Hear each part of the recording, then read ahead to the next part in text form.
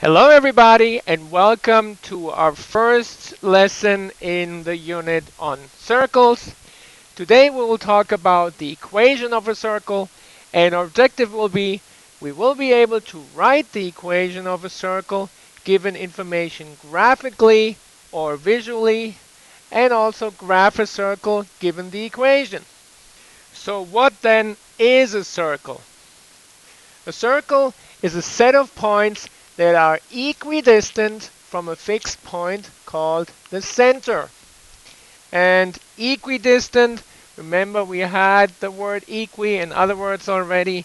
That means the same, and distant relates to the distance. So all those points are the same distance away from the center.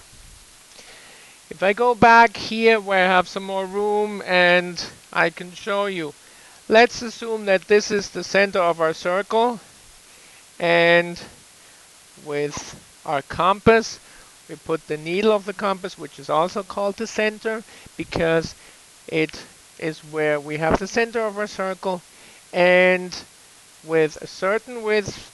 And now I mark points that are the same distance away from the center. I can mark these points anywhere I want as long as the center is the same and our width doesn't change.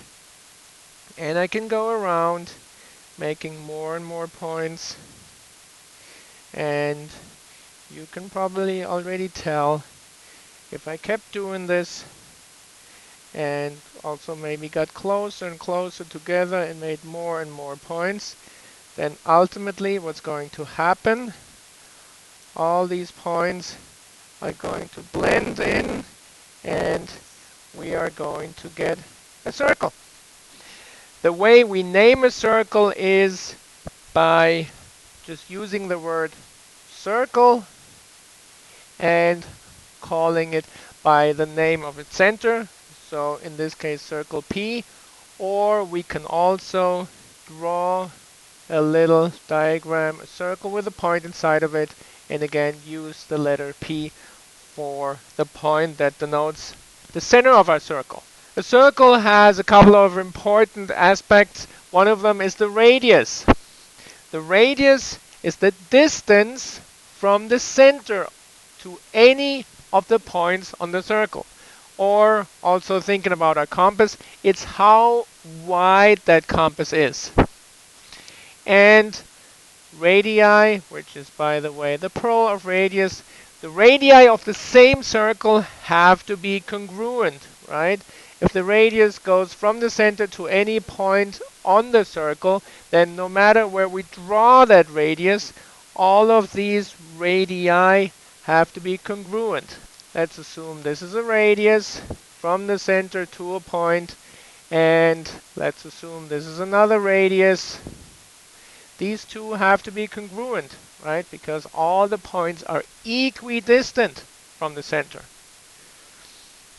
Let's draw another one. This one also has to be congruent. All the radii of the same circle are congruent.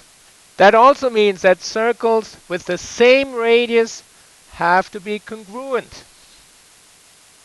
Let's assume we have circle A, and that circle has a radius, of course.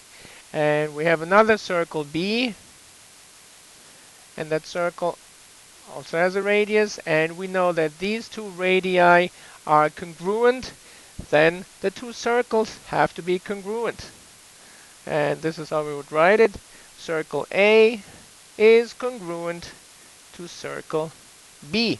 Circles also have a diameter, and the diameter is the distance across the circle through its center. So it's really the largest possible line that you could draw across a circle, and it has to go through the center. And if that is the case, then let's just draw a line here that goes through the center and goes all across. That would be the diameter. The diameter we usually abbreviate by the letter D. And as you can see here, the diameter has to be twice as long as the radius.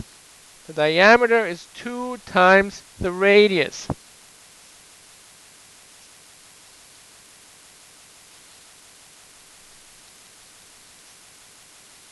The diameter is twice the radius.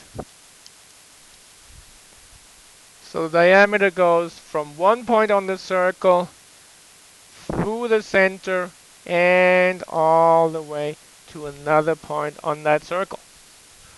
Okay, let's talk about the equation of a circle. And first, let's recall our distance formula. Remember the distance formula? The square root of x1 minus x2 squared plus y1 minus y2 squared. And the distance formula is a great way to calculate distances, as we know, and we can also then use it to calculate the radius of a circle. So let's look at an example.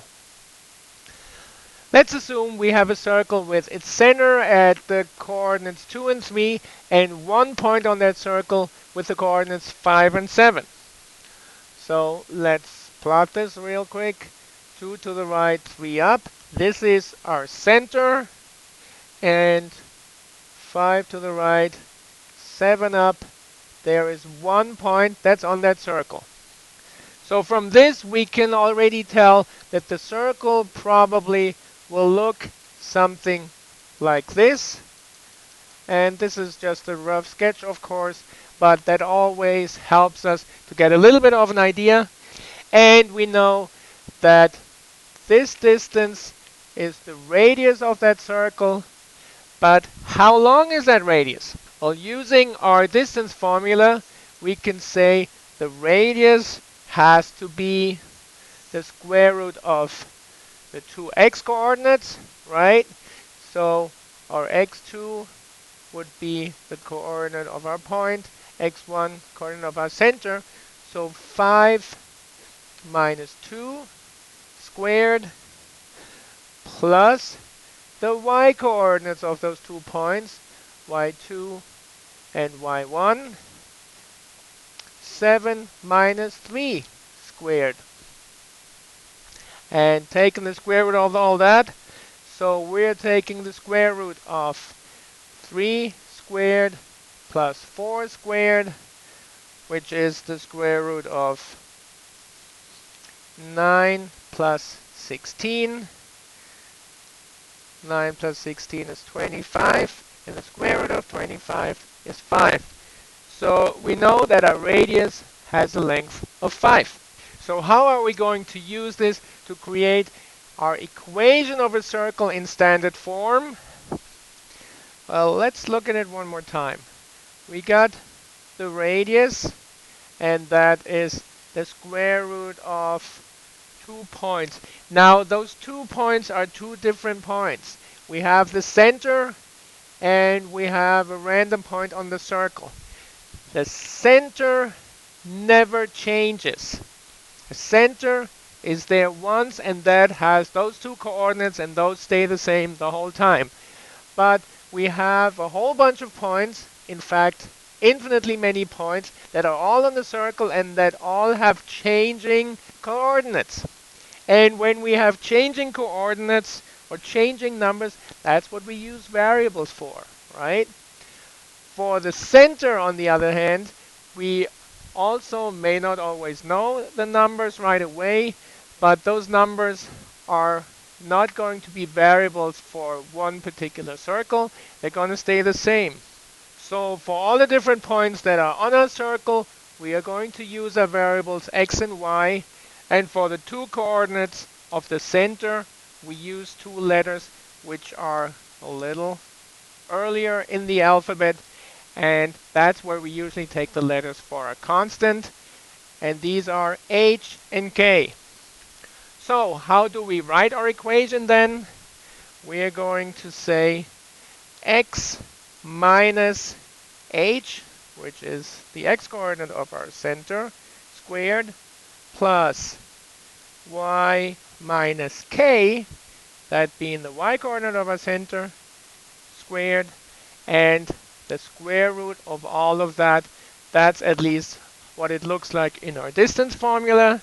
So now we're going to make one last little change. We're going to get rid of our big radical here by squaring both sides of our equation. And then we get r squared is equal to x minus h squared plus y minus k squared. Excellent. And this is the equation of a circle. Now you do not have to remember how we got here in the first place, but this is an equation that you really have to memorize and know well. And we're going to move on and practice this now. Write the center, radius, and diameter for the graph of each equation, and then graph the circle. Let's do this. X squared plus y squared is equal to 36. In our equation, as we just said before, we always have the coordinates of the center subtracted from our x and our y coordinates. Now in this first example, there's nothing being subtracted from our x, and there's nothing being subtracted from our y before they are squared. So that means that the coordinates of our center are 0, 0. Nothing means 0 in math, right? And those are the coordinates of our center. So that is the origin. Our radius is the number that's by itself on the other side of the equation, but the square root of that number. So the square root of 36, and that is 6. So the radius of this circle is 6, and that means the diameter has to be, since it's 2 times the radius, that would be 2 times 6, 12. Very good. So now how are we going to graph this? The easiest way to graph it is to first mark the points that are along our horizontals and verticals along the grid lines. We know that the radius is 6, so we can go 1, 2, 3, 4, 5, 6 to the right, 1, 2, 3, 4, 5, 6 to the left, 1, 2, 3, 4, 5, 6 up, and 1, 2, 3, 4, 5, 6 down. And that gives us already 4 points, which are definitely on the circle. The other points are not as easy to find, so we can either sketch it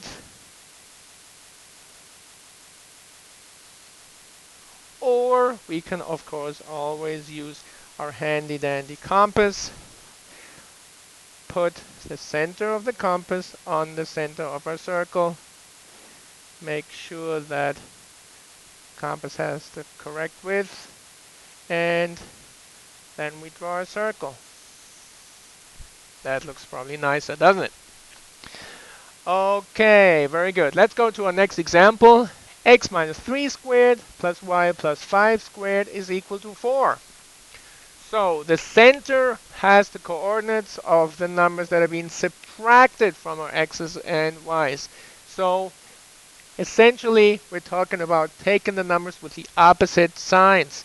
That means 3 is the x-coordinate of our center, and since we are subtracting negative 5, making this a plus 5, negative 5 is the y-coordinate of the center.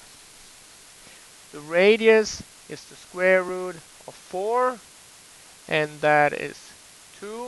And our diameter, therefore, has to be 2 times r, which is 2 times 2, or 4. Very well. So our center is located at positive 3, negative 5. And now, knowing that our radius is 2, we can go 2 to the right, 2 to the left, 2 up, and 2 down.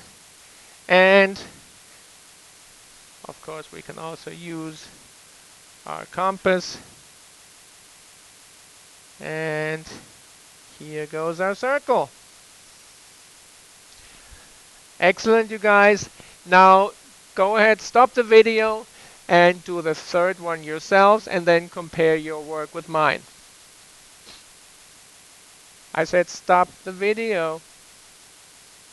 Hopefully your circle looks like mine. The center is at the coordinates 0 and 2. The radius is 4, which makes the diameter 8. And this is what our circle looks like. Of course, we can also write the equation of the circle with given center and radius or diameter. Here it says radius or diameter, so watch out which one they're giving you. In our first example, the center is at 1, 2, and the radius is 7.